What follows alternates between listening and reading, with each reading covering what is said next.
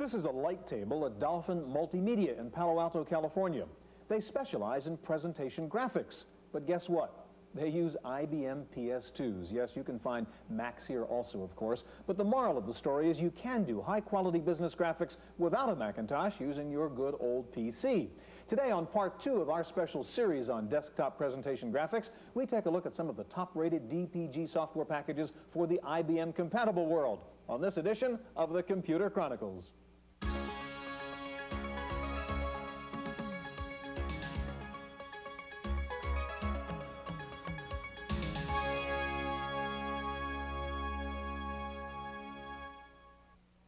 The Computer Chronicles is made possible in part by the Software Publishers Association, which reminds you that software piracy is a federal offense. When a few people steal software, everyone loses. Additional funding is provided by CompuServe, by PC Connection and Mac Connection, by Byte Magazine and BIX, the Byte Information Exchange, and by Intel Corporation, Personal Computer Enhancement.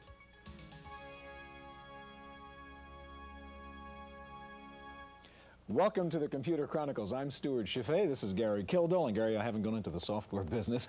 These are all DPG, desktop presentation graphics programs. For wait a minute, I don't see the GEM presentation team here anywhere. Digital research is the yeah.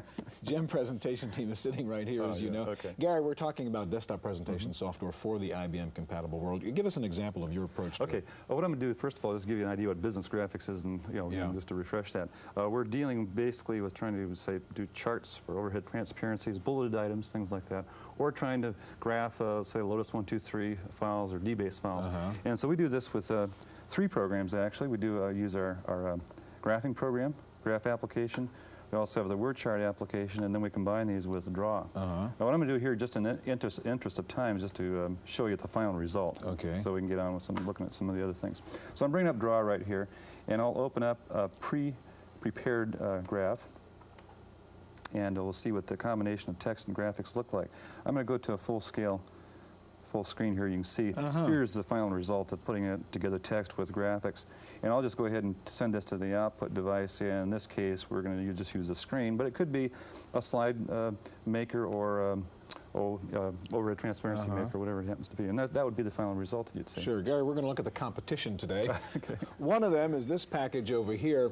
Xerox Presents was one of the first ones for the PC to use a Mac-like graphic interface. We're going to start with a visit to a company in San Jose that uses Xerox Presents.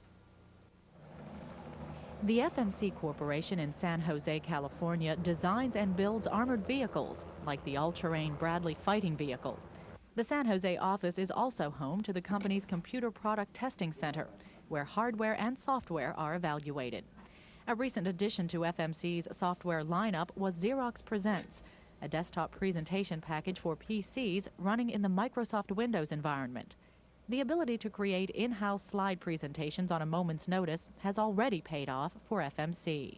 We had 3 days to put together a large slide presentation, 35mm slides, from scratch. We had no time to contact an outside agency. And we had just received the Xerox Presents and decided to give it a try. We had to use something. It was available. And we put together a fairly extensive 35mm slide presentation, including the turnaround time in sending the images to a slide service and back with proofs and so on, all in 72 hours. The FMC office has a mixture of PCs, PS2s, and Macintoshes, an arrangement that often implies different machines for different applications. But FMC departments mix software types with machine types. Xerox Presents, for example, brings some Mac-like graphics abilities to the company's large base of PC users, with a few drawbacks. There is an immature file exchange capability at this point on the IBM PC platform. What should be a standard file format isn't quite standard, and there are differences. You'll import a picture and it will have changed somehow. For the Computer Chronicles, I'm Maria Gabriel.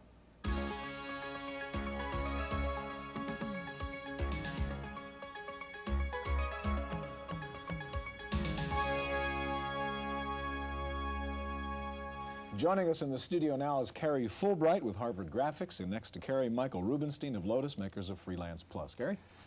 Carrie, last week we looked at 4 desktop presentation graphics packages for the Macintosh. Now, what makes the IBM PC better or worse, let's say, for presentation graphics than the Mac? Well, I'd say that what makes it better is that most of our users in corporate America have PCs, many more PCs than they do Macs. And by giving them Harvard Graphics, what we're allowing them to do is create equal or better presentations on a PC without having to go to a Mac for presentation graphics. So you see the primary use of presentation graphics in the business market then? Very much so. People don't do presentations at home, of course. What we find is our users are doing, whether it's hard copy output or slides or overhead presentations. All right, Carrie, Harvard Graphics is pretty commonly used in the PC world, as you mentioned. Give us a little introduction to how one would use it. All right. We create various types of text and data charts, as well as have drawing capabilities. We're here in a text chart, and I've entered some data already. I'm going to hit F2 to preview this chart, and we've got a very basic pre-formatted bullet chart, which I could use right now, outputted on a slide or on a transparency. A lot of our users are importing data when they're creating data charts from a Lotus spreadsheet. They've already entered the data. They don't want to retype that. And we've got a capability both to import the data. Harvard Graphics warns you if you haven't saved what you've done.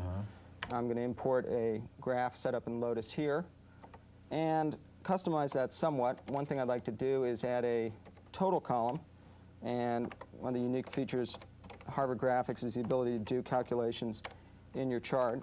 Take a look at that. I've now got both the total line and the components. Okay, so you imported the graph from Lotus. You then did the calculation inside Harvard Graphics. Inside Harvard Graphics. Okay. Just to clean this up a little, I'll make the individual components into bars, and I'll make it a 3D overlap chart.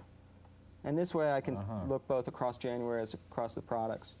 A lot of people, when they look at graphs, they think people are trying to mislead them with graphs, and so we've added a feature we call Data Table.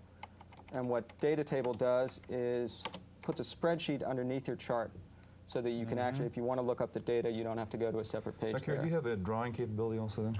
Yes, we do. We have, in Harvard Graphics, most of the drawing tools that people need, adding, moving, editing objects, deleting. We also come with 300 symbols. All right. If we'd like to take a look at Freelance Plus, if you can sort of get out of Harvard Graphics there for a minute. And Carrie, you also have an example of some of the graphed output, right? Yes. From Harvard Graphics. This is transparency, and I've created in Harvard Graphics using both the pre-format pie chart as well as one of the existing symbols. And what would you get that output on? You can do that on a laser printer? Or what? This was printed on a color thermal printer. On a color thermal? Yes. Okay, how are you doing? We have Freelance Plus we could take a look at? Sure. What I'm going to do is load up Freelance Plus, and as I do, I'd like to mention that Freelance Plus is a full charting package as well, offers full drawing capabilities, and what I'll be showing you is how Freelance can take data out of 1, 2, 3, build a chart, size and position that chart, and then add some drawing elements, if you will, so that you don't have to be an artist. I'm going to retrieve a chart file that will have some data already formatted for me, and what I'd like you to notice is that as I move through this form, I can enter data. For example, I've got my legend data entered, and on the next form, I've got all of my information that I would like to chart. Well, almost all of it. Actually, up here, I want to get some information still from 1, 2, 3. I can move to the data links portion, and notice that most of the information has been entered into this form. Okay, these are existing 1, 2, 3 range names. Exactly. I'm going to be pulling information from 1, 2, 3 via the range name capability, so I don't have to know cell locations. And I'll just fill in this form. Now, I've got everything except the heading. And what I would like to do, because I don't know exactly where that is pull up the 1, 2, 3 file itself. This is a release 3 file, by the way, and we will support each of the earlier versions of 1, 2, 3 also. I can, using the same pointer movement keys that you have in 1, 2, 3, highlight a range and actually pull that into the chart form. And as I update this chart form, what you'll see is very quickly, I can draw that chart on screen. I'm going to put it on screen, full screen, first of all. And then what I'd like to do is, well, now that I can see how it looks, I'd like to back out of here and move down and add some 3D effects, for example. And when I go back to drawing the chart, rather than drawing it full screen, I'd like to demonstrate that I can shrink that chart down to fit in the area of the screen that I would like it. And as I draw it, everything will be quite a bit smaller, but it has sized itself appropriately to fit in the available space. Now that I've got the chart, I'd like to show you a little bit of the drawing capability. I'm going to move down to page 2, as it's called. This is a blank form right now. I'm going to retrieve a drawing file that will be the western states of the U.S. Presumably, this is what I want to bring up to put on the same page as my chart. This is rather small on screen right now. What I would like to do is select all of this and then copy it back up to page 1. It is fairly small right now. Freelance Plus does support a mouse, and I can move this object, if you will, around, and I will get those states on screen, as you see. Still fairly small, so what I can do is edit the size of this and actually stretch this and have it fit exactly as I would like on screen. Once I have drawn the states where I want them, what I can do is edit the color of them. Perhaps I want them to be red so that they will stand out a little bit more. Freelance Plus will also allow me to add text wherever I would like. I'd like to point out that California is #1, and I'll just do that. CA is #1 and position that up at the top of the screen. That is fairly small, so I'd like to edit the height of the text, and maybe we'll make it 10 millimeters high. It looks a little bit better. How about if I add an arrow for emphasis and point out really what we are talking about with California? If I switch to the mouse, notice that I can switch between the mouse and the keyboard easily. Carrie, on Harvard Graphics, I know you have lots of different accessories right now. Are there plans to sort of bring that together in an integrated package? Some of them. Some of the accessories are products that some of our users, a limited market of our users want, such as a US map maker. Some of them, such as our new Draw Partner accessory, add features like zoom and rotate point editing, which we expect to include in the next version of Harvard Graphics. I guess both of these packages have libraries of objects that you can bring and build your own graphs out of the predefined libraries. Right? Yes, Freelance Plus has over 900 already drawn symbols, so you don't have to be an artist. And we let you take any of those and change them as you wish so that they really fit for your purpose. Harvard Graphics and Freelance Plus. Thanks very much, gentlemen. If you want to add some pizzazz to your presentation, you may want to do more than just a slideshow. Maybe you want animation. Well, here's a report on one animation product, Animator, from Autodesk. Video presentations like this one can be quite expensive to produce, but this animation was done inexpensively on an IBM PC using a program called Animator from Autodesk.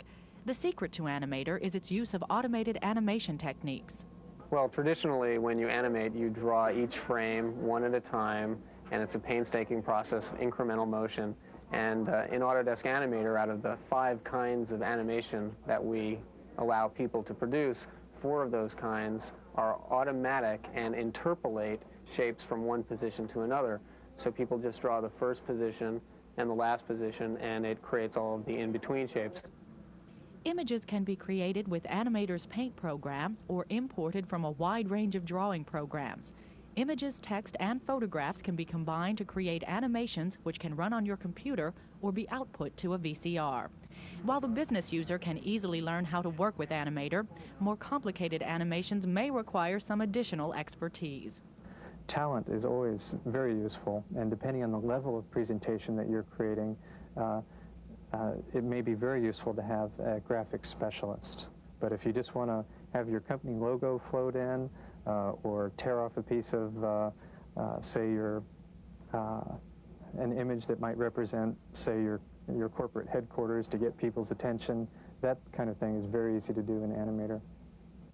Autodesk's Animator runs on any IBM-compatible 286 or 386 PC with a VGA card, a hard drive, and a mouse. For the Computer Chronicles, I'm Maria Gabriel.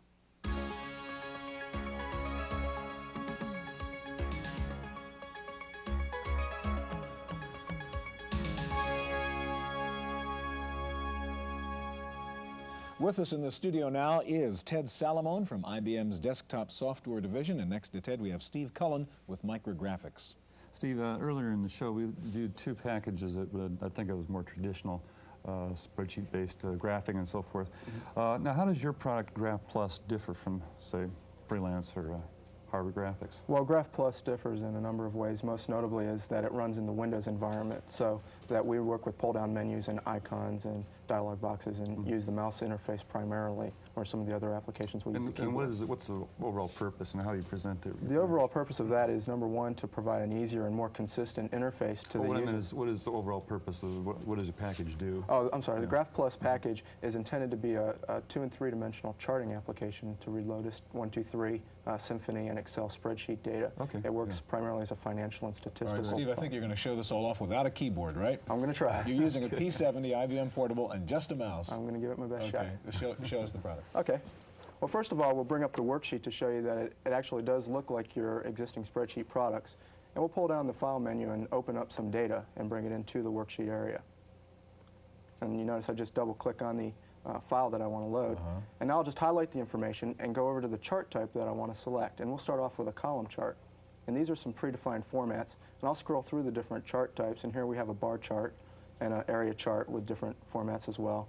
A table chart, which allows us to put a picture of the worksheet in the graph itself. And scatter charts and pie charts. And of course, line charts. So we'll start off with a column chart and make it 3D to start with. Just by selecting New, I'll place the chart on the page wherever I want it to start. And we're actually looking at a full 8.5 by 11 landscape page, which we can customize in Graph Plus. Now I'll just size the chart, and you'll see that we can just grab any of the handles to do that sizing. And here's the column chart as we needed it. If we view out, we can look at all the pages, and we're actually working on 12 8.5 by 11 pages, so we can do a full presentation right within one Graph Plus file. We'll view back into the existing page, and we'll scale this chart back down because we want to put multiple charts on that page. Graph Plus allows you to put as many charts on one page as you like. So we'll bring the worksheet back up and highlight just one set of data. So as you can see, we'll put multiple charts on the page based on different sets of data. What was the size of this worksheet you're using here? The worksheet is 16,384 by 256. So you're pulling in a lot of data. We can bring in a very large set of data. That's what makes it so good for financial and statistical and scientific uses. So here's a pie chart. Again, it automatically labels the chart for you. We'll show off the projection capabilities of Graph Plus, which allow us to do a 3-dimensional view of that chart. And there you have it. And we'll scale that down to give it a little perspective. Then we can grab any wedge of the chart and explode it, just to add that little pizzazz to it. And that works with any part of the chart. We also have up to 16 million colors in Graph Plus to work with. So we can go in and pull up a color palette and scroll through the different colors. Let's select the Miami Vice palette, as we call it, and we'll set that on the screen. And there you can see how simple it is to change the chart colors all in one fell swoop. Now, what about, do you have any special effects between the displays as these things come in? We do have a product called Slideshow that comes with Graph Plus and allows you to use either Designer, which is another micrographics product, or Graph Plus files and do the transitions between the screens. Also, Steve, can you import from different software programs, bring in spreadsheets from not just 1, 2, 3 files, but somewhere else? Yes, we work with 1, 2, 3, Symphony, Microsoft Excel, diff files, so if you want to bring in database files. And because we run in a Windows environment, we can also bring Excel files through the Windows clipboard. So that's very nice. Steve, you actually did do an entire demo without touching the keyboard, using only the mouse. That's right. You've got a keyboard, I'm afraid, Ted. Yes, but you've got Storyboard Plus. Tell us again, what new element does Storyboard Plus add to presentations? Well, Storyboard Plus version 2 is a business multimedia product that allows you to mix text, voice, music, animation, and video in an interactive manner through pull-down menus and icons. All right, give us a little idea of what's inside. Certainly. Here. Well, there are 5 modules. We have Picture Maker, which is where you create your images. You have Picture Taker, which allows you to capture screens in a DOS environment. Story Editor is where you assemble all the files and put time sequences and the interactivity into them. Storyteller is a runtime module which can ship on diskette with your story, so people don't have to have Storyboard Plus to actually see the communications you're sending. And Text Maker is a module which allows you to annotate any text screens you may happen to take with Picture Taker. Or show us how you would actually build something. Okay, we're going to go into Picture Maker here very quickly. I'll show you a sample of it, and then I'll show a finished product for you. You can come in very easily and pull down the menu to the library, and without any graphic skill or very little at all, find an image that you might want to bring in, such as this truck here, and we'll bring it down here, and I'm going to pull down the menu and flip it because I really don't like the direction it's facing. So let's flip that, and that's perfectly fine now. I'm going to come over here to the brush icon and come down and select a different active color in the lower left-hand screen. Come back up and take that rectangle, make it a fill shape. Just come down so how you can start to adjust the images on screen. And basically, it doesn't take much. You just point the mouse and click. What I'm also going to show you is the finished picture. We did just a little while ago, but it's going to load it in here. And you'll see exactly what I mean, how easy it is to take a frame. The time I'm spending to load this file is about how much time I actually used to finish it before. And you could be combining this with text and putting it as part of, you know, one picture in a presentation. Yes, this would be a frame, and you would be able to add music or text or start animating different portions of this. How many objects do you have in the library? Do you ship with it? There are 300 pieces in the library that comes with it. All right, now you said this does animation and combines animation and video. Now Yes, that's it what I does. want to see. Okay, what we're going to do is go into the other module that will allow us to do that, and come down to Storyteller and show the folks basically how it's done when you're sending a story to someone that doesn't have storyboard. And this demonstration that we're about to see comes by way of a third-party publisher called Krepic Publishing, and they sell an art pack with more animations. And there you see there's your animation. There's a sprite, and basically his movements are pre-canned, and you can specify. So you don't have to develop that animation on your own. No, you just say whether you want it to go left or right or whatever happens there. The nice part about this is. Wow. Okay. Now what's that? Well, you see the art pack comes with a video editor that allows you to go to a maximum of 20 frames per second in color or black and white video. The very nice part about this is that you do not need hardware to play back the video. Of course, you need it to capture and the output, but you can send this to anyone, and they don't have to have a video board to play it back with. Now, how much storage does it take for each one of these video frames? The video frames, they're actually, it depends on how much you do as far as the resolution you use. But it's, it's quite a bit. It's not small, but also here there's no compression or decompression. It just sits on a hard file, and that's why we're able to play it back without any extra hardware. And you could digitize stills and put them in there and integrate that as part of the process. Exactly right. Also. It doesn't have to be animated. It can be stills as well. Ted, what is now what use do you see for this type of package? Is it again presentations or? Well, presentation is a part of it to spice them up, to go beyond just linear slideshows. But the fact of the matter is that you can incorporate people's images in when they're doing training sessions, so that when they're playing them back, they're actively involved in it, and there's more retention. They'll play it back later at trade shows to draw crowds, any seminars or sessions. In terms of the sound, how does the sound, we obviously don't have it here today, but is it quite audible voice level? There are two boards. There's an IBM Music feature board, and we have music soundtracks that you can tie in here, and there's a speech adapter where you can digitize your own voice and then play it back. Ted, Steve, we're out of time. Gary and I are going to be back in just a minute with some final thoughts.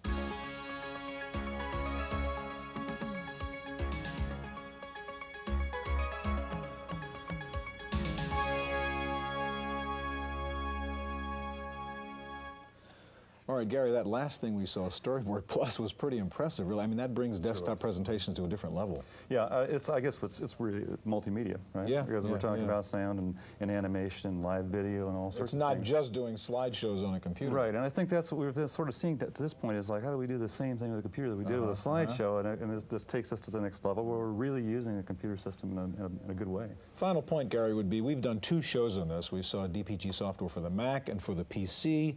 And you used to think you could only do this with a Macintosh. Do you think the products for the PC are of equivalent Well, I think what we've seen on the show is that they seem to be pretty much the same on the low end and the high end. Doesn't it seem like it to you? Well, certainly the Storyboard Plus, I mean, you had all the elements there, didn't you? Yeah, so I think it's just going to be real interesting when we start getting the right peripherals, you know, so we get projectors that are really inexpensive, and then be able to use this true multimedia in presentations at every level. And then have to go back to hiring a full-time person to do it. Yeah. That's our look at desktop presentation graphics. We'll be back in just a minute with this week's computer news.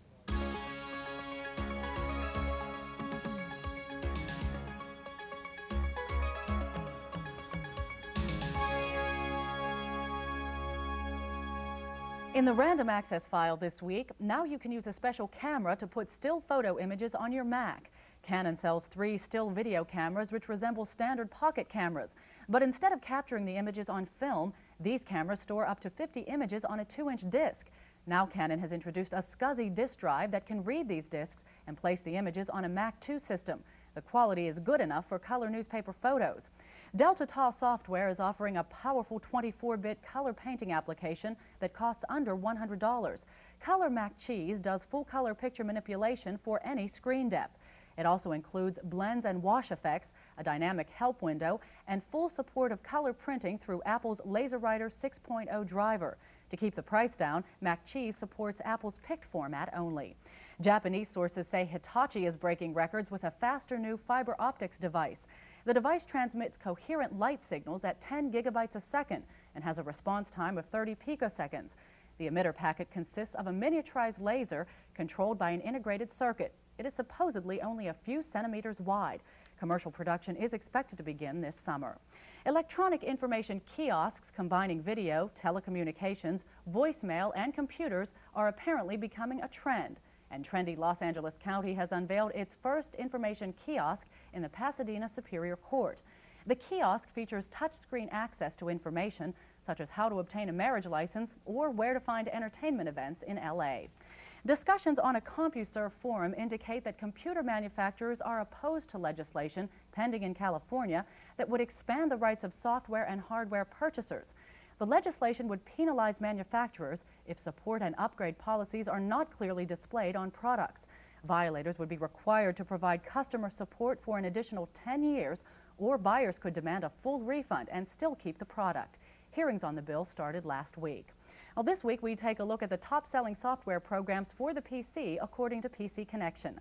Topping the list are Expanded Memory Manager and QRAM, both from QuarterDeck, followed by WordPerfect 5.1, DeskView, and TurboTax. Quicken 3.0 is number 5, followed by PC Globe, Peter Norton Advanced Utilities, PC USA, and Procom Plus. Mobius Technologies is selling a full-page display monitor that's roughly half the cost of a Radius full-page display. The Mobius monitor includes an integrated video controller and accelerator at no extra charge. The price until May 31st is $695. After that, the company doesn't say what the price will be. Well, finally, if you were inspired by Earth Day to do something about global pollution, you might want to take a look at Chris Crawford's new simulation, Balance of the Planet. The program puts you in charge of the Earth's environment, and you have to handle problems such as acid rain, nuclear waste, depletion of rainforests, and global warming. Balance of the Planet is available for the PC and the Mac. Retail price is $49.95. That's it for this week's Computer Chronicles. I'm Maria Gabriel. The Computer Chronicles is made possible in part by CompuServe, which offers online information related to today's subject. Members type Go Chronicles. Non-members call for more information. Additional funding is provided by the Software Publishers Association, by PC Connection and Mac Connection, by Byte Magazine and VIX, the Byte Information Exchange, and by Intel Corporation, Personal Computer Enhancement. For a transcript of this week's Computer Chronicles, send $4 to PTV Publications, Post Office Box 701, Kent, Ohio, 44240. Please indicate program date.